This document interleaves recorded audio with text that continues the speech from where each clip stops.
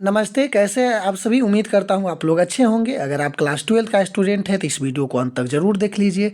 कुछ ही देर का वीडियो है क्योंकि इस वीडियो में क्लास 12th का हिस्ट्री का वैसे क्वेश्चन के देखूंगा जो बार-बार पूछा जाता है। तो चलिए वीडियो को स्टार्ट करते हैं। वीडियो पसंद आएगा तो वीडियो को लाइक और नए तो चैनल को सब्सक्राइब ज़रूर कर दीजिएगा। फर्स्ट क्वेश्चन है, त्रिपिटक साहित्य प्रसिद्ध है जैन धर्म से, बौद्ध धर्म से, शैव धर्म से, वैष्णव धर्म से। तो याद रखिएगा जो आपको क्वेश्चन है कि त्रिपिटक साहित्य किस लिए प्रसिद्ध है, तो ये बौद्ध धर्म के लिए प्रसिद्ध है। ठीक है ना, बौद्ध धर्म से। और कनिष्क का राज्य रोहन रोन कब हुआ था, ये भी क्वेश्चन काफी महत्वपूर्ण है। या कितना बार ये क्वेश्चन पूछ दिया गया है। तो राज्य रोहन कब हुआ था? राज्य रोहन 48 ईस्वी में, 78 ईस्वी में, 88 में, 98 में। इसका करेक्ट आंसर है 78 ईस्वी में। ठीक है। क्वेश्चन नंबर 3 है, महाभारत युद्ध कितने दिन तक चला था?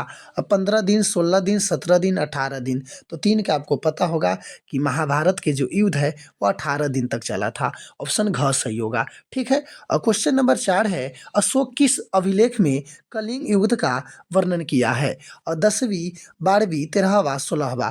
तो 4 के आपको आंसर ग सही होगा। 13वां अभिलेख में कलिंग ने क्या किया है? अभिलेख में कलिंग युद्ध के बारे में चर्चा किया है। चोलों की सबसे छोटी प्रशासनिक इकाई कौन थी? उर, मंडलम, वलनाड, कुर्रम। कुर्रम। तो आपको पता होना चाहिए। 5 के आपको ऑप्शन से सही सही होगा क, उर। राजतरंगिणी का लेखक कौन है? ये भी क्वेश्चन काफी महत्वपूर्ण है। राजतरंगिणी के बारे में जानते होंगे कि राजतरंगिणी का लेखक कौन है। लेखक इंडिका हो गया, राजतरंगिणी हो गया, समझे। इस सब के बारे में हमेशा एग्जाम में जरूर आता है। तो प्लीज आप लोग एक बार इसको जरूर देख लीजिएगा। इस तरह का कोई भी पुस्तक रहे उसके बारे में आप जरूर देख लीजिएगा ताकि आपको एग्जाम में आता रहे और आप गलती नहीं करें। ठीक है ना, अगर एग्जाम में आए तो समझे। तो राजतरंगिणी का लेखक कौन है? आपको ऑप्शन में है पतंजलि, वानभट्ट, विशाखादत्त, कल्हण। तो 6 का आपको आंसर सही होगा। याद रखिएगा राजतरंगिणी का लेखक कल्हण है। कौन है? कल्हण है राजतरंगिणी का लेखक। ठीक है। चलिए अगला क्वेश्चन देख लेते हैं। अर्थशास्त्र का लेखक, अर्थशास्त्र की रचना कब हुई थी? 6वीं शताब्दी ईसा पूर्व, 5वीं शताब्दी ईसा पूर्व, 4वीं शताब्दी ईसा पूर्व, 3वीं शताब्दी ईसा पूर्व। तो 7 का आंसर आपको सही होगा। ऑप्शन नंबर ग, 4वीं शताब्दी ईसा पूर्व। ठीक है। 8 है, पतंजलि के महाभाष्य से हम जानकारी मिलती है गुप्त काल की, मौर्य काल की, मौर्य काल की, इनमें से कोई नहीं। तो 8 का आपको आंसर सही होगा क, गुप्त काल की। ठीक है। क्वेश्चन नंबर 9 है, पुराणों की संख्या कितनी है? 16, 18, 19, 20। ये भी क्वेश्चन काफी महत्वपूर्ण है। सभी क्वेश्चन बार बार पूछा जाता है। तो 9 का आंसर सही होगा कि पुराणों की संख्या कितनी है? तो पुराणों की संख्या भी 18 है। याद रखिएगा पुराणों की संख्या कितनी है? 18 है। मौर्यकालीन टकसाल का प्रधान कौन था? कोषाध्यक्ष, मुद्राध्यक्ष, प्रिंसिपल, अध्यक्ष। तो 10 का आपको आंसर सही होगा। ऑप्शन नंबर घ, अध्यक्ष।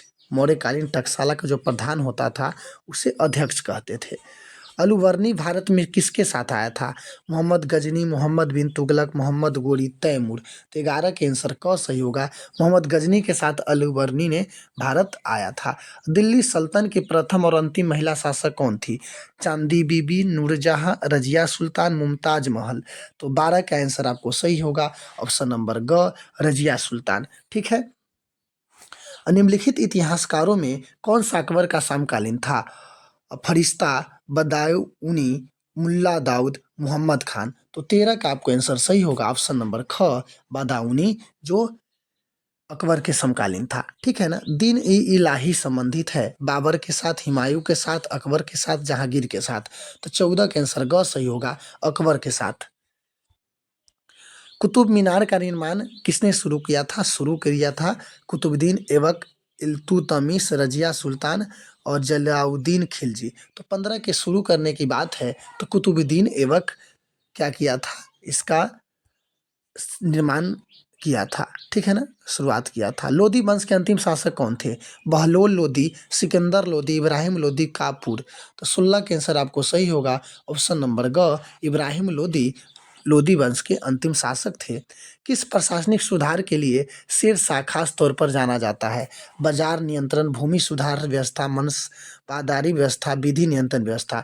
तो 17 के आपको आंसर सही होगा। याद रखिएगा, ये जो शेरशाह थे ना, वो भूमि सुधार व्यवस्था के लिए जाने जाते हैं। 17 के कौन सही होगा? 17 के आपको ऑप्शन नंबर ख सही होगा, ठीक है।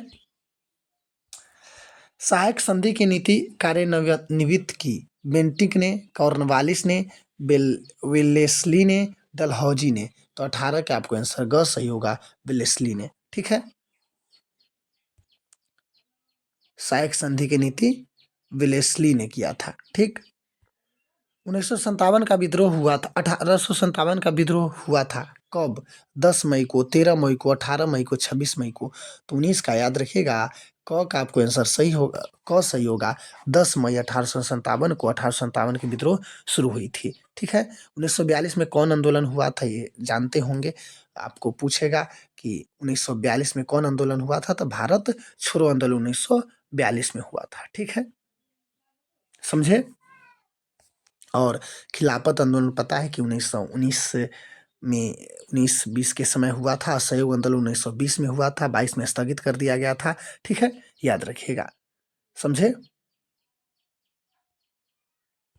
और दांडी यात्रा से सविनय अवज्ञा आंदोलन शुरू हुआ था, आपको पता है।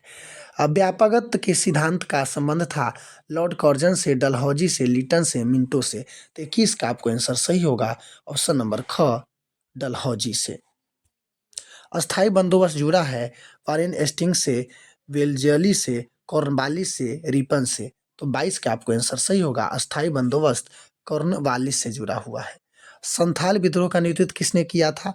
जतरा भगत, दुबिया गोसाई ने, भगत भगीरथ ने, सिंधु एवं कान्हू ने। तो 23 का आपको घ सही होगा।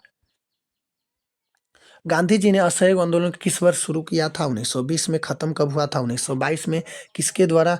तो आपको पता होना चाहिए कि चौरी चौरा हत्याकांड के बाद। तो नेहरू जी भारत के प्रधानमंत्री कब बने? 1947 में, 1948 में, 1949 में। तो 25 के क्वेश्चन याद रखिएगा, 25 का ऑप्शन सही होगा। जो पंडित पंडित जवाहरलाल नेहरू भारत के प्रधानमंत्री बने थे 1947 में बने थे, ठीक है। प्रथम प्रधानमंत्री थे जवाहरलाल नेहरू और प्रथम राष्ट्रपति थे डॉक्टर राजेंद्र प्रसाद। तो मुझे उम्मीद है कि यह वीडियो आपको समझ में आया होगा, और समझ में आया तो वीडियो को लाइक और नए तो चैनल को सब्सक्राइब जरूर करें। धन्यवाद।